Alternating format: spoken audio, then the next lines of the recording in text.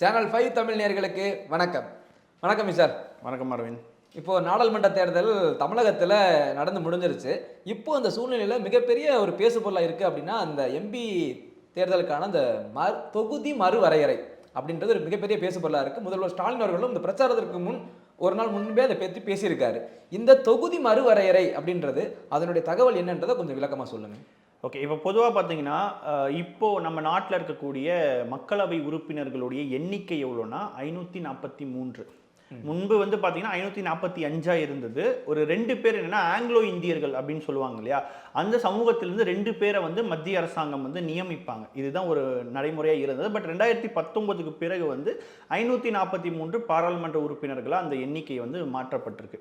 இப்போ இந்த 543 பாராளுமன்ற உறுப்பினர்கள் அப்படின்றது பார்த்தீங்கன்னா இந்தியாவில் இருக்கக்கூடிய 28 மாநிலங்களும் அதே மாதிரி 9 யூனியன் பிரதேசங்களுக்கு உட்பட்டு அந்த 543 இருக்குது.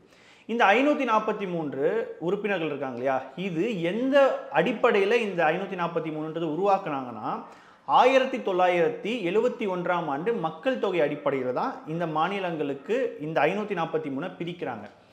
இப்போ உதாரணத்துக்கு தமிழ்நாட்டில் 39 மக்களவை உறுப்பினர்கள் இருக்காங்க. இந்த 39 மக்களவை உறுப்பினர்கள் வந்து தமிழ்நாட்டுக்கு தரப்பட்டிருக்கு இல்லையா. இப்போ இந்த மக்களவை உறுப்பினர்கள் இருக்காங்களே, இதில் வந்து சில மாற்றங்கள் நடக்குமானா கடந்த காலத்தில் நடந்திருக்கு. இப்போ உதாரணத்துக்கு சொல்ல போனோம்னா தமிழ்நாட்டில் 39 மக்களவை உறுப்பினர்கள் இருக்கிறாங்கன்னா, இப்போது சென்னை எடுத்துக்கிட்டோம்னா 3 மக்களவை இருக்குது. வட சென்னை, மத்திய சென்னை, தென் சென்னை. இப்போ இதை வந்து மாற்றலாம். இப்போ வந்து சென்னை முழுக்கவே வந்து ஒரு மக்களவையாக மாற்றி மற்ற இடத்துல வந்து அதை இன்க்ரீஸ் பண்ணிக்கலாம். இப்போ தமிழ்நாட்டுக்குள்ள இந்த வரையறை அப்படின்றது வந்து தமிழ்நாட்டிற்கு எந்தவித பாதிப்பும் வராது. ஆனால் இப்போ வரக்கூடிய இந்த தொகுதி மறுவரையறை சட்டம் அப்படின்றது வந்து 2026 வந்து அமல்படுத்த போகிறாங்க. இது எந்த அளவுக்கு வந்து தமிழ்நாட்டிற்கு, குறிப்பாக தென் மாநிலங்கள் முழுக்க பாதிப்பு, குறிப்பாக தமிழ்நாட்டுக்கு எந்த அளவுக்கு பாதிப்பு அப்படின்னு நம்ம எடுத்துக்கிட்டோம்னா, இன்னைக்கு இருக்கக்கூடிய 39 மக்களவை உறுப்பினர்களுடைய எண்ணிக்கை அப்படின்றதே வந்து இந்தியாவினுடைய பாராளுமன்றத்தோடு நம்ம கம்பேர் பண்ணி பார்த்தோம்னா கிட்டத்தட்ட வந்து 8% தான் நம்மளுடைய கான்ட்ரிபியூஷன்றது அதில் இருக்குது. இப்போ இது மாறுறதுக்கான வாய்ப்புகள் அதிகமாக இருக்குது. ஏன் மாறுறதுக்கான வாய்ப்புகள் இருக்குன்னா, 1971 வந்து மக்கள் தொகை கட்டுப்பாடு அப்படின்ற ஒரு விஷயம் வந்து கொண்டு வரப்பட்டது அப்போ இந்திரா காந்தி அவர்களால். அப்போது அதிகமாக சரியாக வந்து பின்பற்றின மாநிலங்கள் எதுன்னு பார்த்தீங்கன்னா தென் மாநிலங்களை எடுத்துக்கலாம். இப்போ ஒரு உதாரணத்துக்கு சொல்ல போனோம்னா, இன்னைக்கு மக்களவை உறுப்பினர்களுடைய எண்ணிக்கை அடிப்படையில் நம்ம பார்க்கும்போது ராஜஸ்தான் வந்து 25 மக்களவை தொகுதிகள் இருக்காங்க, தமிழ்நாடு 39 மக்களவை தொகுதிகள் இருக்குது. இதே 1971 வந்து ராஜஸ்தானுடைய மக்கள் தொகை அப்படின்றது தமிழ்நாட்டை விடவும் குறைவாக இருந்தது. அதுக்கான இன்னொரு காரணம் என்னென்னா, இப்போது அந்த டைமில் வந்து வட மாநிலங்கள், குறிப்பாக ராஜஸ்தான்லேயே நம்ம எடுத்துக்கிட்டோம்னா, ஒரு பெண்ணுக்கு வந்து ஒரு 10 குழந்தைகள் பிறந்தாங்க அப்படின்னா ஒரு 2-3 குழந்தைகள் மட்டும்தான் வந்து உயிரோடு இருப்பாங்க. அந்த மாதிரியான ஒரு சிச்சுவேஷன் தான் இருந்தது. ஆனால் தமிழ்நாட்டில் அப்படி கிடையாது. அப்போது 2-3 குழந்தைகள் பிறந்தாவே வந்து அந்த குழந்தை வந்து சேஃபாக இருக்கும். அது வந்து நம்ம தமிழ்நாட்டினுடைய அந்த சுகாதார கட்டமைப்பினுடைய ஒரு வெற்றி அப்படின்னு சொல்லலாம். ஆனால் இன்றைக்கு என்ன இருக்குன்னா, ராஜஸ்தானினுடைய மக்கள் தொகை அப்படின்றது கிட்டத்தட்ட தமிழ்நாட்டுக்கு ஈக்குவலாக அப்படின்றது வந்துடுச்சு. இப்போது 1971 மக்கள் தொகை அடிப்படையில் பார்த்தாலுமே தமிழ்நாட்டினுடைய ரெப்ரசன்டேஷன் ஆஃப் பார்லிமெண்ட் அப்படின்றது வந்து வெறும் 8% தான் இருக்குது. நாளை பின்ன இது எப்படி நடக்கும் அப்படின்னா, அதாவது இந்த தொகுதி வரைவில் வந்து 2 விதமாக பார்க்கப்படுது. ஒன்று, இப்போ இருக்கக்கூடிய 543 மக்களவை உறுப்பினர்கள் இருக்காங்க இல்லையா, இதுக்குள்ளேயே அட்ஜஸ்ட்மெண்ட் நடக்க போகுதா, இல்லைனா இப்போ புதுசாக பாராளுமன்றம் ஒன்று கட்டியிருக்காங்களே, அதில் மக்களவை உறுப்பினர்களுடைய எண்ணிக்கை எவ்வளோனா கிட்டத்தட்ட 888 பேர் அமரக்கூடிய அளவுக்கு இருக்காங்க. ஒருவேளை 800 உறுப்பினர்கள் இவங்க உயர்த்தினாங்க அப்படின்னா அப்பொழுதுமே வந்து தமிழ்நாடு பாதிக்கிறதுக்கான வாய்ப்புகள் இருக்குது. இப்போ ஒரு உதாரணத்துக்கு 543 மக்களவை உறுப்பினர்கள் இருக்கிறாங்க. இந்தியா டுடேல வந்து ஒரு சாம்பிள் மாதிரி வெளியிடுறாங்க. ஒருவேளை இந்த 543க்குள்ள அட்ஜஸ்ட்மெண்ட் பண்ணாங்க அப்படின்னா தமிழ்நாடு கிட்டத்தட்ட 8 தொகுதிகளை இழக்கிறதுக்கான வாய்ப்புகள் இருக்குது. இந்த 8 தொகுதிகள் அப்படின்றது வந்து கிட்டத்தட்ட எப்படி சொல்லணும்னா 8% இருந்த நம்மளுடைய நாடாளுமன்ற உறுப்பினர்களுடைய அந்த பங்களிப்பு, அந்த ரெப்ரசன்டேஷன் அப்படின்றது 6% குறையும்.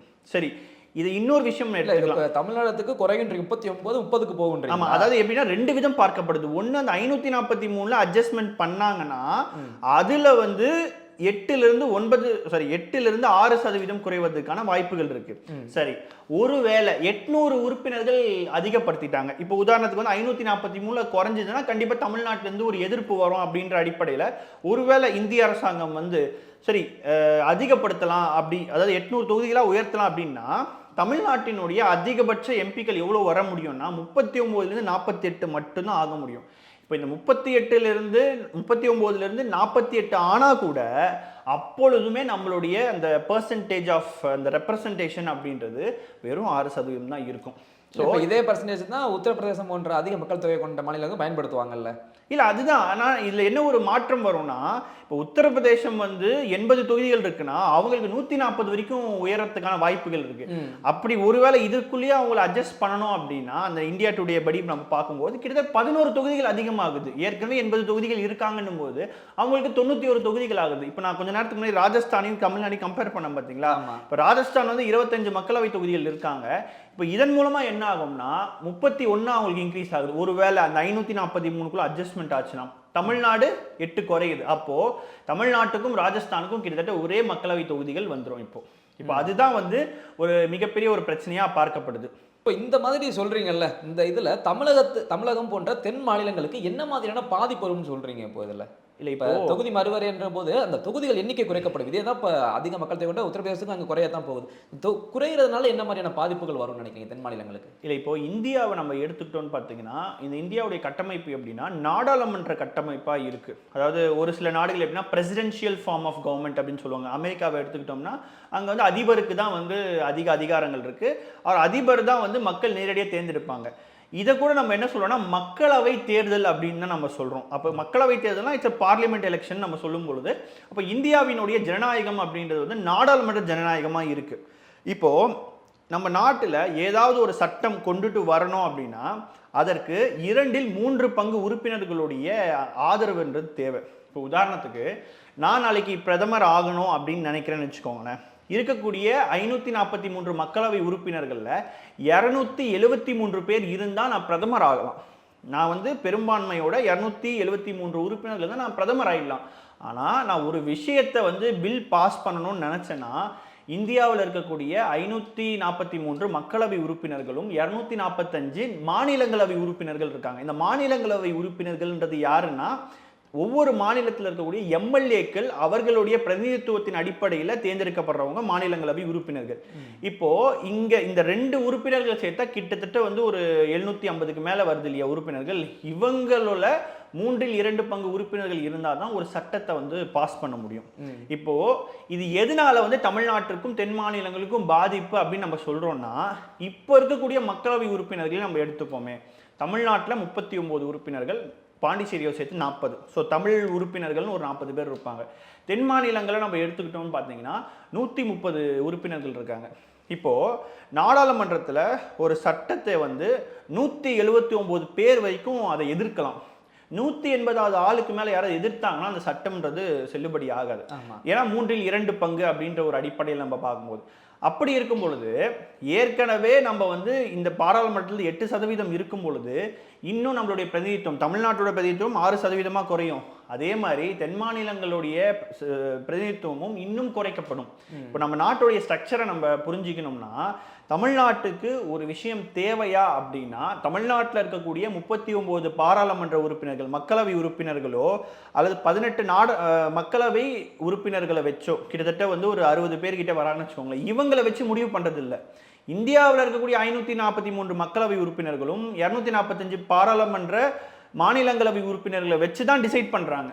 அப்படி இருக்கும்போது இன்னைக்கு தென் மாநிலங்களோட ரெப்ரசன்டேஷன் குறையும் பொழுது என்ன ஆகும்னா தென் மாநிலங்களுடைய ஆதரவு இல்லாமல் வட இந்தியாவில் இருக்கக்கூடிய ஒரு கட்சியால் அங்கேயே கூட ஜெயிச்சுட்டு வர முடியும். கடந்த 2 தேர்தலில் நம்ம பார்த்தோம்னா பாஜக வந்து அப்படிதான் ஜெயிச்சு வந்திருக்கு. அப்படி இருக்கும் பொழுது இனி போக போக என்ன ஆகும்னா நம்மளுடைய ஆதரவே தேவையில்லை அப்படின்ற ஒரு ஆபத்தான சுச்சுவேஷன் தான் நம்மளுடைய வரக்கூடிய நாட்களில் தமிழ்நாட்டுக்கு மிகப்பெரிய ஒரு பாதிப்பாக ஏற்படும். இல்லை, இந்த தொகுதி மறுவரைன்றது வர்றதுக்கு காரணம் இப்போ தமிழ்நாட்டில் பார்த்தீங்கன்னா 18 லட்சம் பேருக்கு ஒரு எம்பி அப்படின்னு இருக்கும். இதே உத்தரப்பிரதேசம் எடுத்தீங்கன்னா 30 லட்சம் வாக்காளர்களுக்கு ஒரு எம்பி அப்படின்னு இருக்கு. ஸோ அது போய் 12 லட்சம் இப்போ எக்ஸ்ட்ரா இருக்கு. ஸோ அந்த ஒரு காரணத்துக்காக தானே கொண்டு வர்றாங்க. அதில் வந்து பாதிப்புன்றது ஒரு சைடு இருக்கு. இதை எப்படி நீங்க பார்க்குறீங்க? சொல்றத வச்சு நீங்க அதான் சொல்றனே, ஒரு இந்தியா அப்படின்ற ஒரு குடியரசு பார்வையில பார்க்கும் பொழுது அவங்க எப்படி பார்ப்பாங்க அப்படின்னா, இந்தியான்றது ஒன்று, இந்தியான்றது சமமானது அப்படின்னு சொல்லி பார்ப்பாங்க. அது வந்து சரி ஓகே, ஒரு குடியரசா நீங்க பார்க்குறீங்க சரி.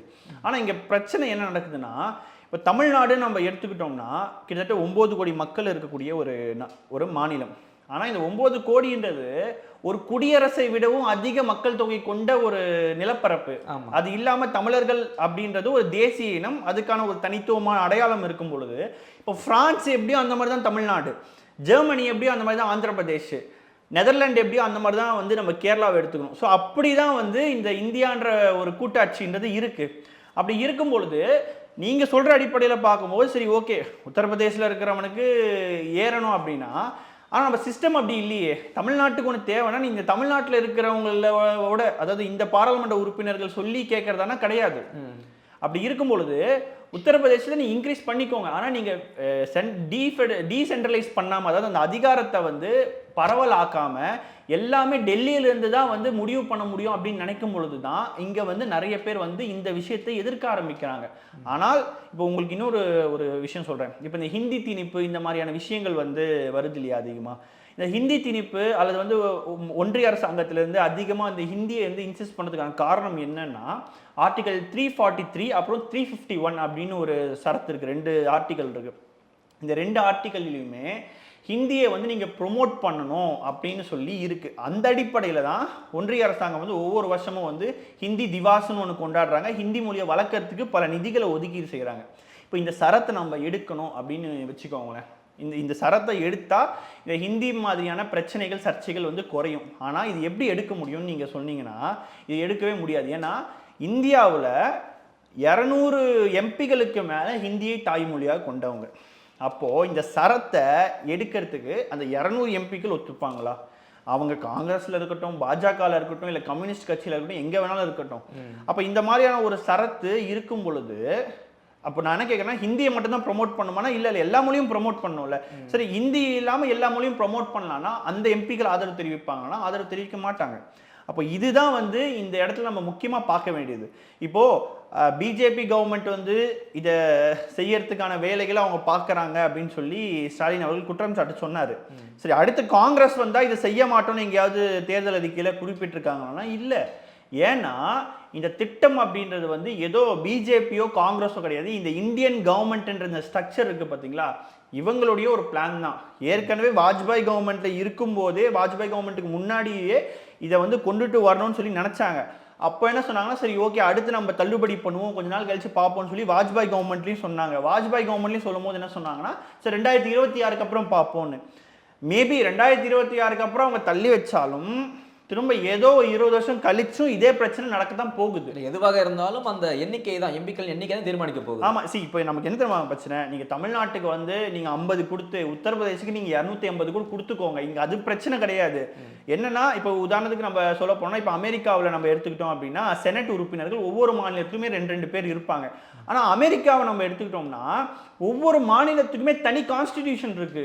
தமிழ்நாட்டில் அப்படி கிடையாது. இல்லை, தமிழ்நாட்டில் நம்ம நீட்டு வேண்டான்னு சொல்கிறோம், எல்லா மாநிலங்களும் நீட்டு கேட்குறாங்க, நீங்கள் மட்டும் ஏன் வேண்டான்னு சொல்றீங்க சொல்லி நம்மளை ரிஜெக்ட் பண்ணுறாங்க. ஸோ அந்த மாதிரி ஒரு ஃபெடரல் செட்டப் வந்து தமிழ்நாட்டுக்கு இல்லை, அதாவது இந்தியாவில் எல்லா மாநிலங்களுக்கும் இல்லை. அதனால தான் இந்த தொகுதி வரையறை வந்து உயர்வை வந்து நம்ம ஆபத்தாக பார்க்கறது. இல்லை, இப்போ சொன்னீங்க தமிழ்நாட்டுக்கு ஒரு 50 கொடுத்து உத்தரப்பிரதேசத்துக்கு 250 கொடுத்தாலும் பிரச்சனை இல்லைன்னு சொன்னீங்கல்ல. இல்லை, அது எதனால இல்லைன்னு நான் சொல்கிறேன்னா, நம்ம தமிழ்நாட்டுக்கு ஒரு சுயாட்சியான அதிகாரம் இருந்தால் பிரச்சனை கிடையாது நமக்கு. அதுதான் நம்ம பார்க்கலாம். அப்படி கொடுத்தாலுமே அது என்ன பிரச்சனைன்னு பார்த்தீங்கன்னா, இப்போ நீங்கள் தென் மாநிலங்களுக்குலாம் ஜஸ்ட் எல்லாமே தமிழ்நாட்டுக்கு ஒரு 10 ஏறுது, கேரளாவுக்கு ஒரு 7 ஏறுது, ஆந்திராவுக்கு ஒரு 10 ஏறுதுன்னா ஓவரால் கம்பேர் பண்ணி பார்க்கும்போது வட மாநிலங்கள் 81% கிட்ட வந்துடும் அந்த மாநிலம் இந்த எம்பிக்கள் பிரிப்பு. தென் தமிழகத்துக்கு தென் மாநிலங்களுக்கு பார்த்தீங்கன்னா 19 தான் வரும். அப்போ இந்த பக்கம் எதுவுமே வராது இல்லை. அவங்க 81% தான் கான்சென்ட்ரேட் பண்ணுவாங்க. என்னென்ன திட்டங்கள் எல்லாமே அங்கே தான் கொண்டு போகணும். ஏற்கனவே ஒரு ஏற்ற இறக்கம் வந்துருச்சு. நம்ம ஒன்றும் இல்லைங்க, இந்த நிதி பகிர்வு சம்பந்தமான விஷயங்கள் இந்த நாடாளுமன்ற தேர்தலில் அதிகமாக வரும் பொழுதே பார்த்தீங்கன்னா தென் மாநிலங்களுக்கு மிகவும் குறைவாக தான் கொடுக்குறாங்க. அதுவும் தமிழகத்துக்கு 26% தான், 26 பைசா தான் நீங்கள் கொடுக்குறீங்கன்னு சொல்லி நிறைய பிரச்சாரங்கள் நம்ம பார்த்துருக்கோம். அப்படி இருக்கும்போது இன்னும் போக போக நீங்க எங்களுக்கான அந்த நிதி சுயாட்சியையும் வந்து கம்மி பண்ணுவீங்க, எங்களுக்கான வந்து நாடாளுமன்ற மக்களவை உறுப்பினர்களோட எண்ணிக்கையும் கம்மி பண்ணிட்டீங்கன்னா அப்ப தென் மாநிலங்கள் அப்படின்றதே வந்து ஒரு ஒரு டிசைடிங் ஃபேக்டரா ஃபியூச்சர்ல இருக்கவே இருக்காது அப்படின்றத எல்லாரும் பார்க்கக்கூடிய ஒரு ஆபத்தான ஒரு விஷயமா நம்ம பார்க்குறோம். இது ஃபுல் அண்ட் ஃபுல் யார் கண்ட்ரோல், தேர்தல் ஆணையம் தான் எடுத்து பண்றாங்களா இதை? இல்ல, இது பண்றது வந்து கவர்மெண்ட் தான், கவர்மெண்ட் ஆஃப் இந்தியா பண்றாங்க. கவர்மெண்ட் ஆஃப் இந்தியா இப்போ ரூலிங்ல இருக்கிறது பிஜேபி. அடுத்து வந்து எந்த கவர்மெண்ட் வந்தாலும் இது இம்ப்ளிமெண்ட் கண்டிப்பா பண்ணுவாங்க. ஏன் அப்படின்னா இப்போ ஒவ்வொரு மாநிலங்களுமே வந்து இது அன்ஈவனா இருக்கிறது வந்து நிச்சயமா அந்த ஒரு ஸ்ட்ரக்சர் படி நம்ம பார்க்கும்போது பாத்தீங்கன்னா அவங்க அது கண்டிப்பா செய்வாங்க. அந்த அடிப்படையில இது நாளைக்கு இன்க்ரீஸ் ஆக வாய்ப்பு இருக்கு. பட் நம்ம என்ன சொல்றோம்னா, ஒன்று எல்லா மாநிலங்களுக்குமே ஒரு ஈக்குவலான ஒரு நம்பர்ன்றது கொடுக்கணும்னு சொல்லி சில பேர் வைக்கிறாங்க. பட் அப்படி வச்சாலுமே கூட பார்த்தீங்கன்னா குறிப்பிட்ட ஹிந்தி பேசுகிற மாநிலங்கள்ல அதிகமான உறுப்பினர்கள் தான் கொடுத்துட்டாங்க அப்படின்னா, மக்கள் எண்ணிக்கை அடிப்பில் கொடுத்தாங்கன்னா இது மக்கள் தொகை உயர்வுக்காக கொடுக்குற மாதிரி ஆகி போயிரும்ல. இல்லை, இப்போ ஒன்றும் இல்லைங்க. இப்போ 1971 இந்திரா காந்தி அவர்கள் மக்கள் தொகை கணக்கெடுப்புன்னு சொல்லும்போது பின்பற்றின மாநிலம் தமிழ்நாடு, தென் மாநிலங்கள். ஆனால் அது நம்ம பின்பற்றின ஒரே காரணத்துக்காக வட மாநிலங்கள்ல இன்றைக்கு அவங்களுடைய உறுப்பினர்கள் அதிகமாகறாங்க, தமிழ்நாட்டுக்கு கம்மியாகிறாங்க. அப்போ நாங்க ஃபாலோ பண்ணதான் பெரிய தப்பா நம்ம கேட்க வேண்டிய கேள்வி. சரி, ஓகே, அது கூட நமக்கு தேவையில்லை. இப்போ இதுக்கான சொல்யூஷன் என்ன அப்படின்னா, நீங்க உயர்த்தணும்னா உயர்த்திக்கோங்க. ஆனா உயர்த்தணும்னா அதுக்கு முன்னாடி ஒவ்வொரு மாநிலங்களுக்குமே அவங்களுக்கான அந்த சுயாட்சி, அந்த ஃபெடரலிசம் அப்படின்னு சொல்றாங்க இல்லையா, அந்த அதிகாரத்தை நீங்க கொடுத்துட்டீங்கன்னா அதுக்கப்புறம் நீங்க மேல இருக்கக்கூடிய முடிவு, அதாவது பொதுவா இந்த நாட்டில் இருக்கக்கூடிய ஓவரால் பட்டியல் இருக்கும்ல, உதாரணத்துக்கு ரயில்வேஸ், வெளியுறவு கொள்கை, இந்த மாதிரியான விஷயங்கள்ல நீங்க ஒவ்வொரு மாநிலத்துக்கும் அதுக்கேற்ற மாதிரி கேட்டு நீங்க பண்ணிக்கோங்க. ஆனா எல்லா விஷயத்துக்கும் நம்ம டெல்லியை நோக்கி தான் வந்து ஒவ்வொரு விஷயத்துக்கும் பண்ண வேண்டிய சூழல், கேட்க வேண்டிய சூழல்ல இருக்கிறதுனால இந்த விஷயங்கள் வந்து ஒரு ஆபத்தா பார்க்கப்படுது. இல்லை, இந்த தொகுதி மறுவரையறைன்றது இரண்டு வகையிலுமே பாதிப்பு தானே தென் மாநிலங்களுக்கு. ஏன்னா இப்போ 543 வந்து அதே இதுல குறைச்சாலும் எப்படி பார்த்தாலும் போனாலும் பாதிப்பு தான். இது எப்படி பார்த்தாலும் அந்த சதவீதத்துக்குள்ள இப்போ நாளைக்கு ஒருவேளை 800ல இருந்து 1600 அவங்க மாத்தினா கூட சதவீத அடிப்படையில் பார்த்தா 6% தான் தமிழ்நாட்டுக்கு குறையும். அதுதான் வந்து மிகப்பெரிய ஆபத்தா பார்க்கப்படுது. சரி, இப்போ இந்த 2026 தான் இது தொகுதி மறுவரையறை வரப்போகுது. இது எப்போ, எந்த மக்கள் தொகை கணக்கின்படி இது செயல்படுத்த போறாங்க? இல்லை, ஆக்சுவலி 2021 மக்கள் தொகை கணக்கெடுப்பு நடத்தணும். அவங்க அப்படி நடத்தலை. ப்ராபப்ளி நம்ம பார்க்கும்போது பார்த்தீங்கன்னா 2025 வரைக்கும் அவங்க ஒருவேளை மக்கள் தொகை கணக்கெடுப்பு நடத்தினாங்கன்னா அந்த அடிப்படையில் வச்சு தான் அவங்க வந்து இதுக்கு மேலே தொகுதி மறுவரையெல்லாம் செய்வாங்க. ஓகே விசால், இது போன்ற முக்கியமான ஒரு தலைப்புகளை நம்ம விவாதிக்கலாம், தொடர்ந்து பேசலாம். நன்றி. நன்றி அரவிந்த்.